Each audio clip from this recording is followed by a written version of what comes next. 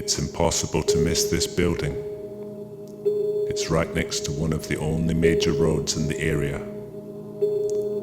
I came here believing I was going to see a hotel that had had a deadly fire. There were even rumors that people had died. I wasn't keen on this grisly history, but I wanted to explore the building. As it turned out, there were no signs of a fire. But there was a story here. Locals are not keen to talk about this place.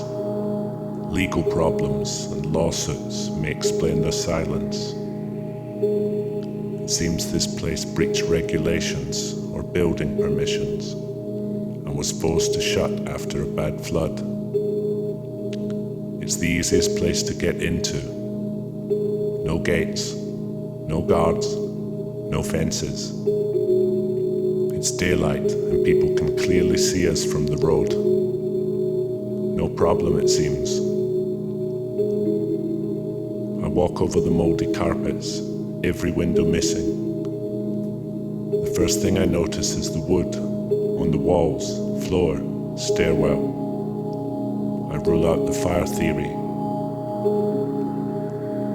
There's a broken elevator shaft and 2 dark stairwells. 3 floors with the ceiling missing in places. The rooms are empty, except for broken mirrors in each of them. A last freaky art display. The repetition of the rooms lacks interest.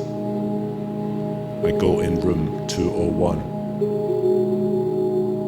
I had no idea at the time, but this room holds a trace of the past, which gives this place a much darker feel. I go to the roof. It's mostly empty, save for a boiler, but it does proffer some nice views. Back down the brighter of the 2 stairwells, I'm making my way to a small building that faces the hotel. I walk again past room 201. 25 years ago, this hotel was involved in one of the biggest heroin smuggling cases in Taiwan history. 39 bricks were confiscated, weighing 18 kilograms. 4 men were convicted and sentenced to life in prison. The 5th suspect, the mastermind, Mr. Wong, escaped and evaded capture for 25 years, thus beating the statute of limitations. The last day he could have been prosecuted was November 17th, 2018. He hasn't been seen since. His whereabouts still unknown. The 4 men captured in 1994 are eligible for parole in 2019.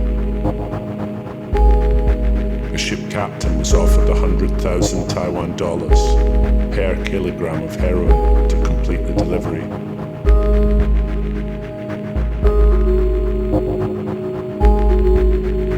Instead, he notified police and was instructed to go undercover.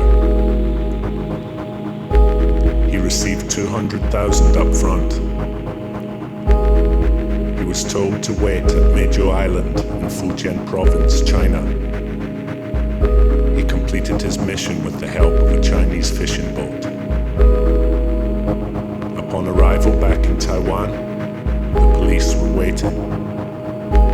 The captain then called the drug gang to PengHu to inspect the product. 3 of the alleged smugglers flew to PengHu and stayed in this hotel, room 201. The captain was waiting in a taxi with the heroin, but the smugglers refused to take it at the hotel. Stifling the mission, arrests could not be made. Instead, they insisted the heroin be shipped to mainland Taiwan. The police regrouped, flew to Chiayi with the captain. Again, they set up a meeting at a hotel. This time, they took the bait. The Reese and D.A. completed the rest of the 3 men at the hotel, and the 4th at his home. And Mr. Wong, gone. A human evaporation, like the glory days of this villa.